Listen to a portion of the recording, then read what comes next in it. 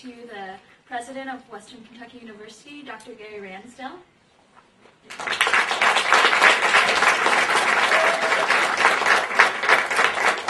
Very much. It's great to be with you this morning. I really want to first and foremost start out by complimenting Matt and Charlie on incredible leadership, not just this year, but from the time that they arrived on this campus. We don't like to use freshmen. You all would have been the class of 2012, I guess.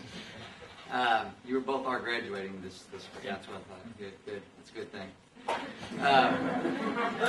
Their leadership has you can relax a little more.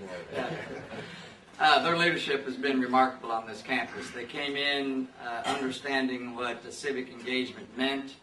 They became very involved in the One campaign. They've been completely behind this effort. They were instrumental in the early stages of an independent honors college.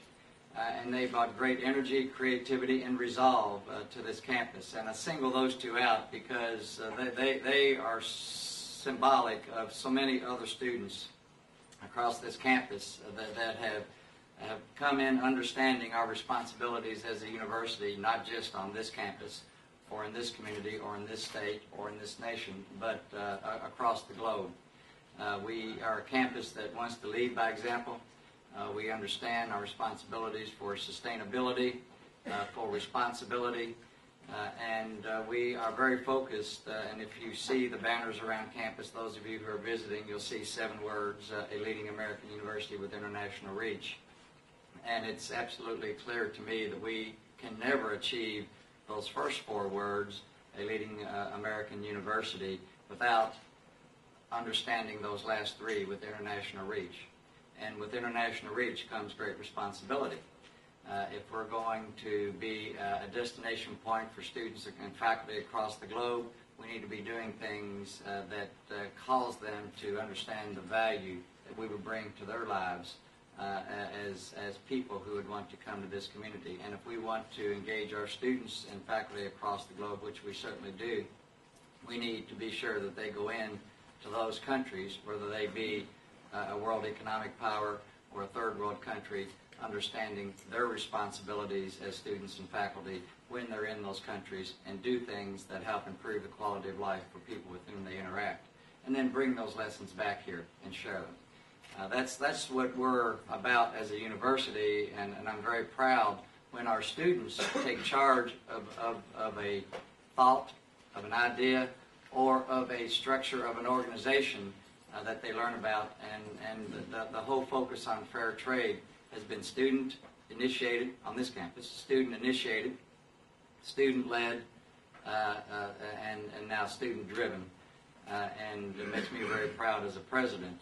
And I also like to see when we have students that come in this case, students in the class of 2014, we don't use that word freshmen, sophomores, juniors. We like to focus on the goal.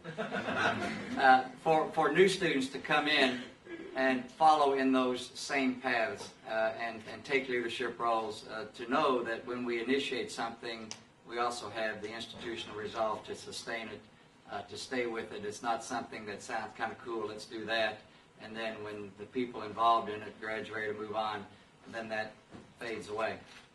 That's not how we like to do things, and this program is important. Now, there's one other lesson that I think our students have learned in the process of becoming a fair trade university, and it's a very important lesson, and it's part of that learning process, part of leadership. Initially, the fair trade concept has great merit.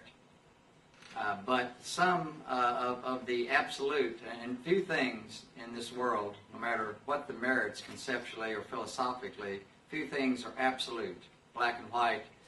It's either all in or all out. That's just not the way the world works, especially when you're dealing with a complex organization like a university, in this case with 21,000 students and 2,200 employees and a nearly $400 million budget. This concept, when initially presented, frankly caused me and some on campus some concerns, because there were some absolute commitments that needed to be made that weren't necessarily practical or if implemented, might end up causing an increase in student fees or an increase in pricing or some things that could be compromising to the broad range of people on this campus, particularly students. So they didn't press on being all in, all or nothing. They found good common ground. They found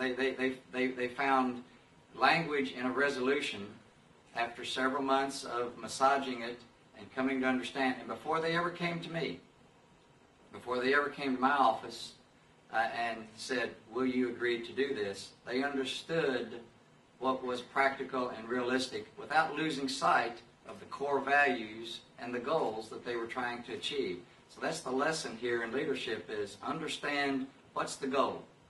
What is it we really want to achieve? And in this case, it was an institutional commitment, an institutional understanding, and placing value on the concept of fair trade. And what are those, what's that compromise, what's that common ground to which we can get agreement to achieve our goal? They found that in the resolution that came through our student government, that came through our university senate, that came through our staff council. Those are our three leadership groups that represent the various constituencies on our campus. And so when they came to me, it was easy to say, yes, that is good. Well done. I accept that. This is good for WKU. This is good for the globe. This is good for people across the globe. And we accepted it and embraced it, and everybody wins. So good lesson in leadership, and that's what we're about as an institution. And this fair trade agreement that I'm honored to sign is a great example of our values as an institution. So I commend all of you, no matter what institution you might represent or where you may be coming from, whether you're students or faculty or administrators on campuses or whatever you might represent. This is a worthwhile endeavor, and I commend you for being engaged in it, and welcome you to our university.